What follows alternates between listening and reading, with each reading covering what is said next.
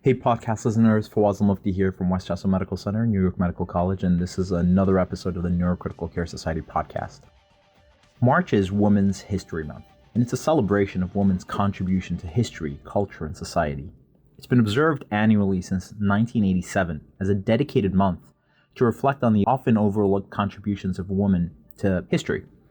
The episode you're about to hear was actually recorded on February 3rd on National Woman Physician Day, honoring the path that American female doctors have paved since 1849 and the strides made by generations of women physicians. Over the past decade, gender inequity in medicine has received some attention. Some would argue insufficient attention. And we've all come to realize that this is actually a complex issue that requires remediation, probably via a multi-layered approach. The first step, in my humble opinion, is to acknowledge that it actually exists and that it really is a problem, and that we need to promote gender equity, figure out the underlying causes of gender-based disparities, and the creation of policies and resources that will promote gender equity and the collaboration to improve environment for women and the profession overall. I'm honored to be joined today by representatives of the Women in Neurocritical Care WINC leadership section to discuss issues facing our female colleagues in our emerging subspecialty. Dr. Malayandi from the University of Toledo, Dr. Christina Ohana Nobliza from the University of Mississippi, Dr. Green Chandos from the University of New Mexico, and Dr. Maureen Darcy from the University of Wisconsin. Thank you all very much for joining. Thank you. Thank you. Maybe you guys can tell us a little bit about the work that you guys have been doing within Neurocritical Care Society and the issues that need the most attention for women in neurocritical care today.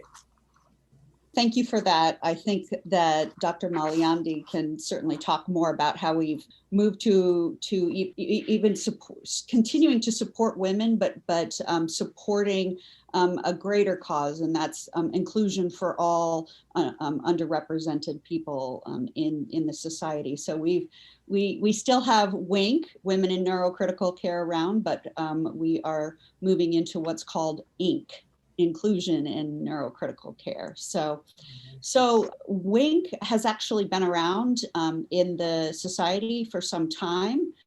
It was actually thought up by my co-fellow at Johns Hopkins, who was our keynote speaker for WINC this past meeting, Dr. Cherie Chase Gregory. And she came up with the term, but that term was then taken and used by a variety of groundbreaking women like Wendy Wright Ziegler and Wendy Zi to create, and I'm sure I'm missing some other people, and forgive me, there were a lot of people involved, and it started initially as just a way for camaraderie and a way to get together and talk about common things for women, and having a luncheon. And then as it moved forward, we actually got time to have our own keynote address and a time for networking. And then when I came on board with DEPA, we decided that we would go ahead and poll the membership at this point. We had a keynote, we had the support to network, but what else did we need from the society to really assist women in moving forward? And one of the big things that came up was childcare and also a speakers network for women. And having a front seat to some of these conversations about well, who to have as a woman speaker. I mean, it was like everybody could only think of, the guys could only think of like 3 people's names, and those 3 people couldn't do it all the time. So we thought, well, this is perfect. It gives people who are junior faculty or associate professors also an opportunity, because we just weren't seeing those individuals represented within the society when talks were being given, even at our own annual meeting. And then we also felt like we could use it, nationwide for grand rounds and things like that. The childcare was definitely a big thing for women, because when you have little ones, and I'm sure you know this, it's hard to get to meetings. Now, it's interesting how COVID has evolved that, and now it is still hard to come to the virtual meeting. It's a little easier, certainly, but you still have to occupy your kids somehow. And so that was an effort we really wanted to spearhead, because other societies were doing it, not in neurology and not in critical care, but they were successfully doing it. And we wanted to explore that and see if the society was willing, and they were. And we did host our first on-site childcare at the last in-person meeting in Canada. And it was very successful. So Dr. Nobleza could probably comment on that, since her kids were in the daycare the entire time. How did that affect you? I mean, I think the way our society sort of pioneered the normalization of childcare in annual meetings paved the way for more meetings actually sponsoring or subsidizing childcare. And as you know, I've probably gone to 4 more meetings with childcare. As a matter of fact, if a N-word was going to be held like last year, one of their program committee did reach out to me to see if we were willing to help them establish childcare in AAN. But I didn't know that message was on my Facebook messages. But that was a good sign to me, that even AAN, because I remember, Diana, we've been mentioning AAN, tagging AAN for all those childcare pictures, because we were wanting to have AAN also be part of the childcare movement in annual congresses. And I think we paved a lot of that change in annual meetings. And then with regards to the speakers program, I've probably sent the speakers list to multiple institutions in annual meetings who are just wanting to increase the diversity of their speakers. So I think that's a lot of when Fawaz was talking about layers, we've targeted those several layers already. And I think it opened up the acceptance of disparity. But because we're also giving them the option to improve disparity. We're not just complaining, or we're not just stating that there's disparity. We're also offering them suggestions on how we can improve on it. That's terrific. That's excellent. You're acknowledging that we're acknowledging that there's a problem, but you're giving the solution as well, which is perfect. Mm-hmm. So in addition to the Female Speakers Bureau within the society and the childcare option, which I 100% would have used if I attended that last meeting in person, because my wife also is very passionate about, like, we usually attend conferences together, and one of us has to always stay back with the kids, but this would have been perfect. Are there other recommendations you have for achieving physician gender equity? And what do you think we can do as your male colleagues to impact gender equity? This is Marin Darcy. I think that one of the issues is that women haven't traditionally been elevated to leadership positions in academic medicine in particular, and as a result aren't always a part of perhaps like chair search committees or the organizing committees for national events. And when you don't have a diverse sort of group of people with broad perspectives, you're not going to necessarily sort of be thinking about how to make accommodations for other people and things like that. And so I think honestly, being mindful about ensuring that you have a diverse group. And I think there's different ways of sort of doing that. One of the things that we have taken on in our new directives with the Inc. section is to try and understand sort of what the current state of the diversity within Neurocritical Care Society is, with an attempt to say, this is our current state, but we are committed to improving upon this. And we want the involvement in our organizers, our speakers, people that were sort of highlighting their accomplishments to sort of reflect what the society actually looks like. And so trying to sort of do that, the data-driven approach, which allows us sort of verify that we're actually doing a reasonably good job and give us a place to improve upon.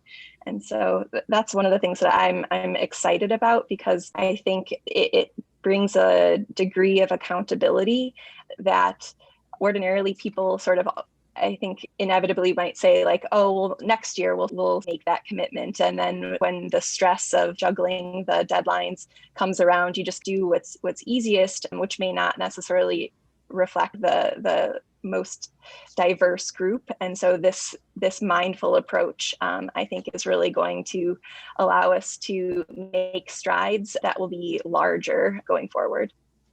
And actually, I'm just going to chime in there to segue, because Marin brought it up for us. But, you know, what everyone's referring to with INC, it's a brand new committee that just got approved this year. So we just had our first meeting in January, the Inclusion and Neurocritical Care Committee. And basically, it's absorbing the diversity, equity, inclusion initiatives of NCS from a couple of different perspectives.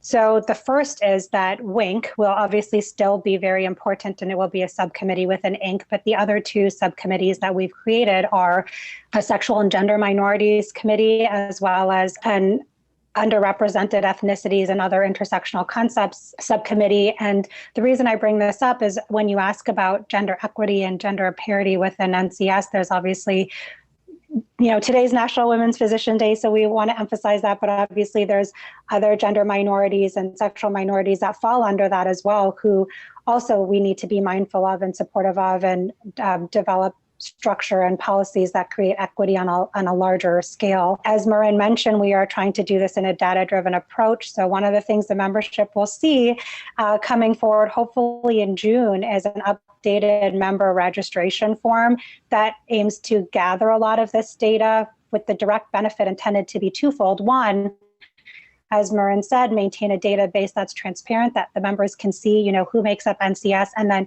what percentage of that is reflected in the board of directors and leadership positions, speakers, funding, all of those things. But also for the membership to see, you know, there are others like me in the society, and can we form affinity? Can we find, very much like how WINC did a long time ago, a support system that reflects the issues that we deal with as physicians from whichever diverse background we come from. So very exciting stuff moving forward with that as well. And I think, you know, to echo what Marin said, being conscientious of that and trying to be deliberate about how we go about supporting and improving policies is really key for all of us, not just our male counterparts, but yeah, absolutely. This is fantastic. No, I mean, seriously, thank you guys so much for your leadership. This is incredible work. What advice do you guys have for minorities in general and females in particular, female neurologists, neurosurgeons, anesthesiologists considering your career in neurocritical care? Should I take that one as the elder? Sure. So it's hard for me to imagine that I'm an elder, but I actually officially have done this for 20 years. And so I would say, and there's always a lot of talk about the balance. How do you balance your life? How do you be a good parent, and how do you still be successful at work? And I would say, that there is a finite time where your kids are young, and that's also the time where you're kind of in the grind to really establish yourself and make moves forward. And I think that it's important to balance that as best you can, and realize that if it takes you a little bit longer during that time, because your goal really is you want to be home a little bit more, that's okay. And I'm really living proof of it. I'm about to have an empty nest. A lot of this stuff I personally made a decision to put on the back burner and come at it later.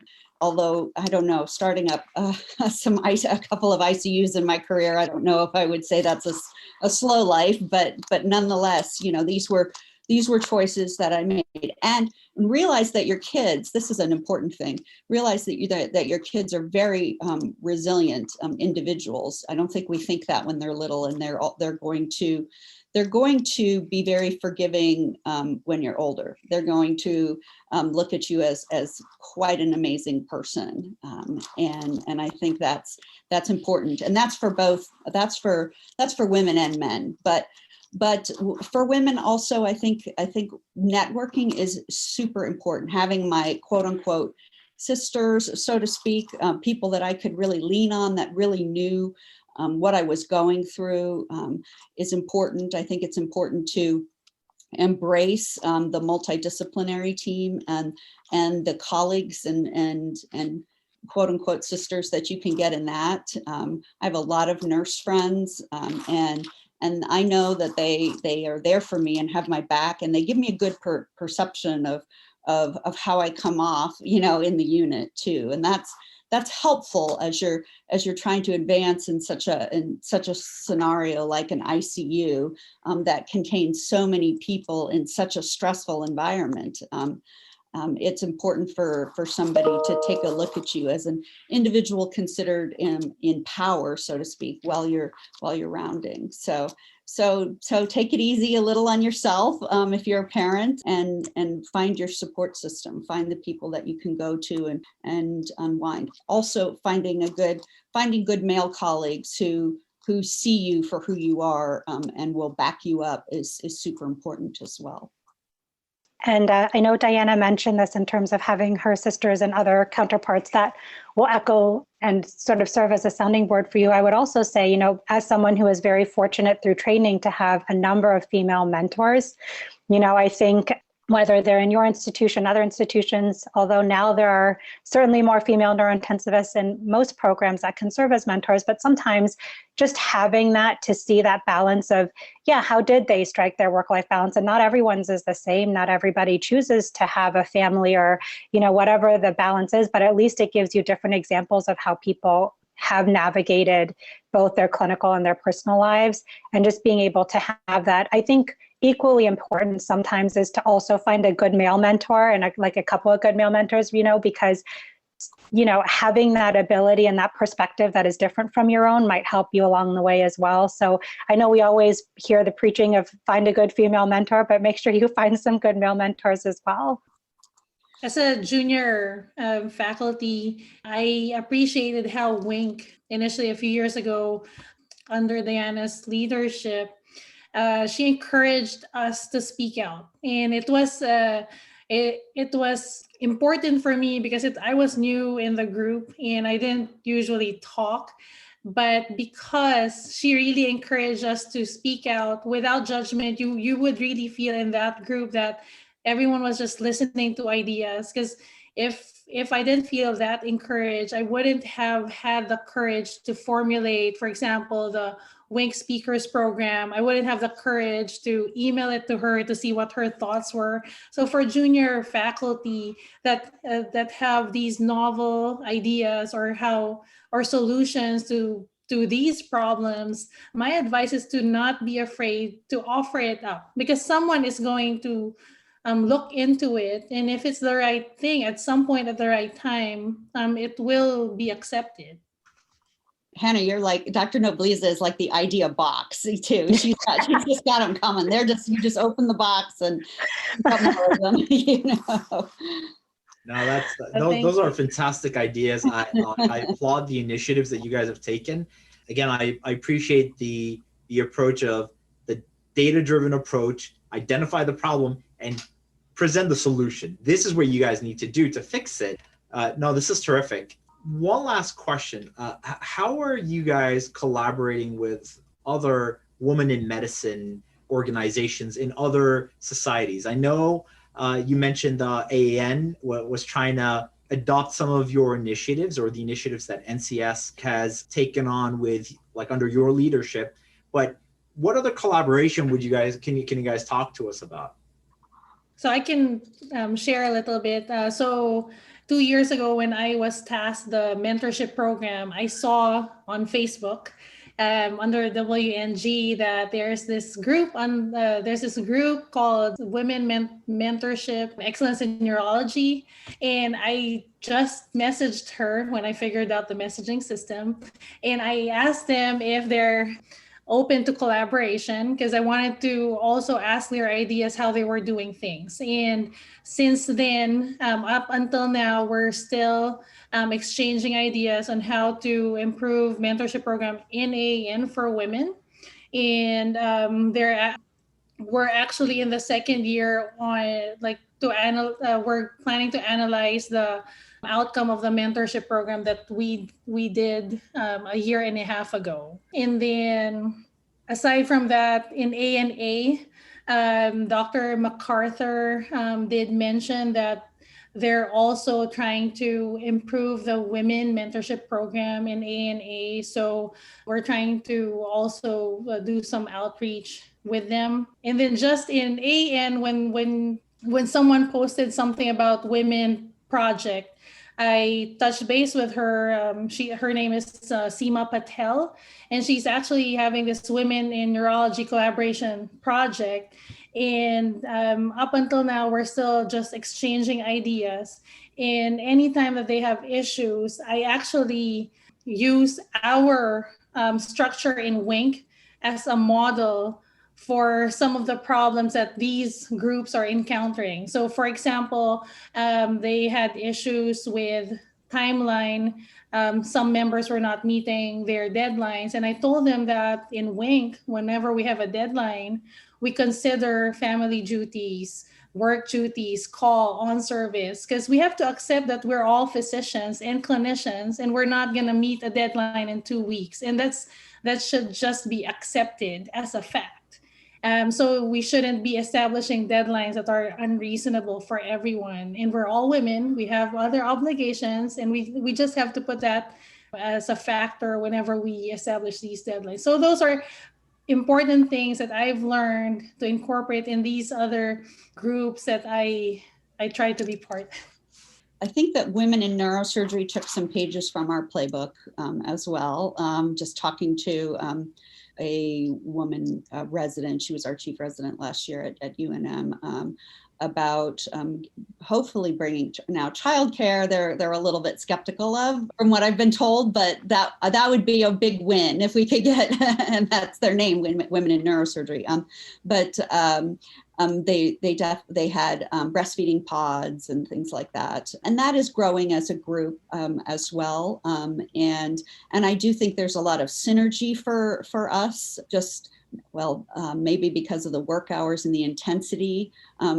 Sometimes, we certainly have synergy with neurology and SCCM, but I personally am not aware of any very specific female group within the SCCM. Now there are groups internationally in critical care that have come together, and they're actually holding conferences specifically.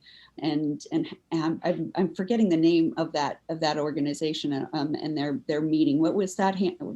Dr. Darcy, I think, and Hannah were both very involved in that. Yeah. Yeah, it's a little bit in flux, and so but to your point, I think trying to find synergy with sort of women around the world, because this is not unique to the United States by any stretch of the imagination, and certainly sort of cultural differences and other things people in various parts of the country, or rather the world, are dealing with are widespread.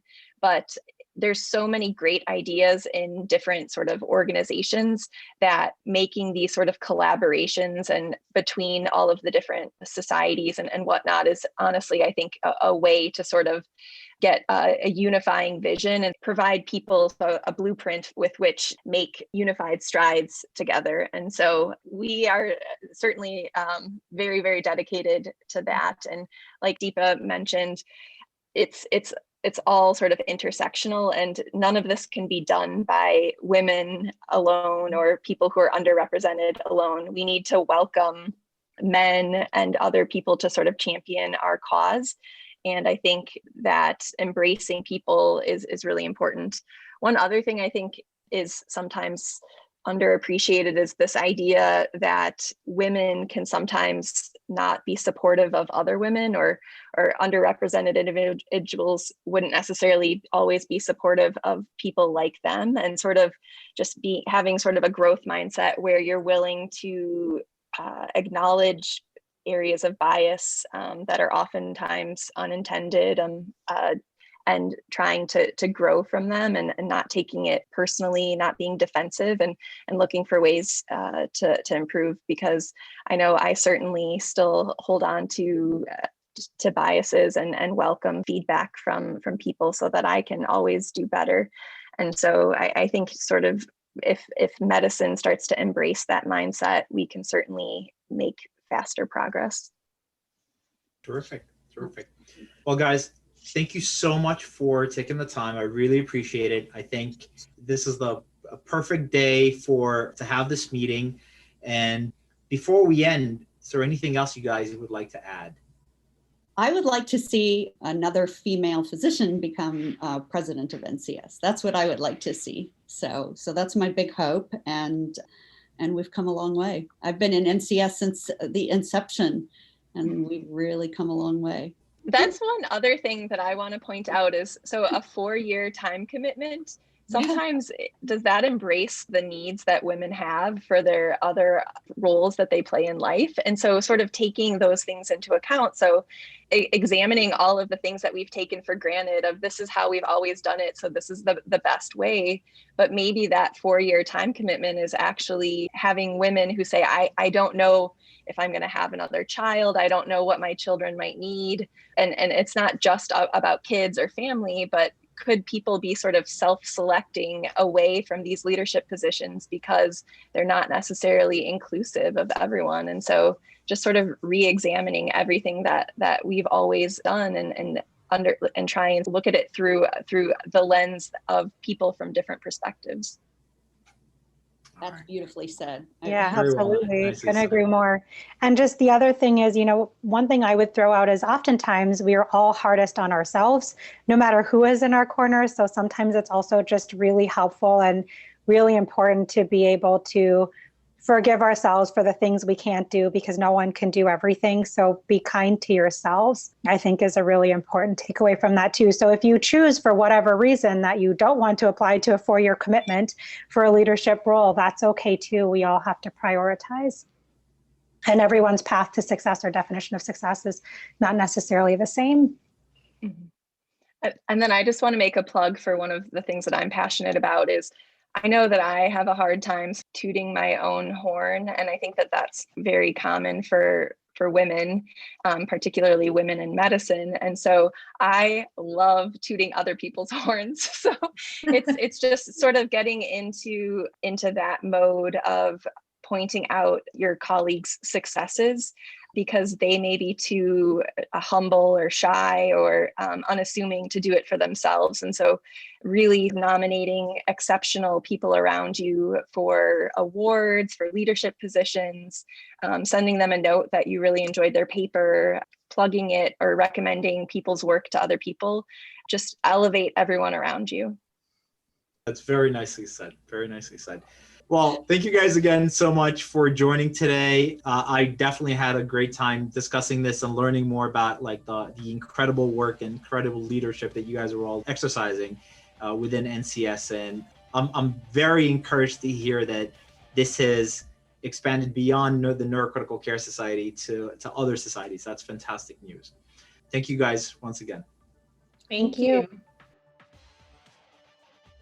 With continuously updated content on topics ranging from acute ischemic stroke to clinical evaluation of coma and brain death, prognostic assessment, and traumatic spinal cord injury, Neurocritical Care On Call is the only product of its kind to offer content exclusively dedicated to the practice of neurocritical care. This interactive, subscription-based website features tables and figures, videos, author insights, and sections specific to nursing, pharmacists, and APPs. To learn more about subscribing to Neurocritical Care On Call, visit www.neurocriticalcare.org/on-call. Use promo code PODCAST for an extra 10% off your subscription.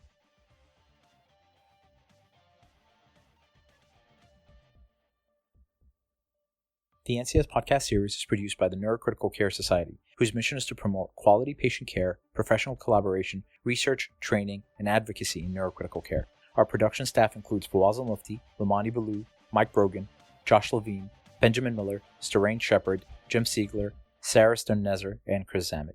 Our senior producer is Bonnie Rousseau. Our administrative staff includes Bonnie Rousseau and Angel Gindel. Music is created by Mohan Kadapali from the Division of Neurocritical Care at the University of Miami. The NCS podcast series is available on NCS On Demand and wherever you may listen to your podcast. For more information, please follow us on Twitter @Neurocritical or on Facebook. I'm Fawaz Al-Mufti, and thanks for listening.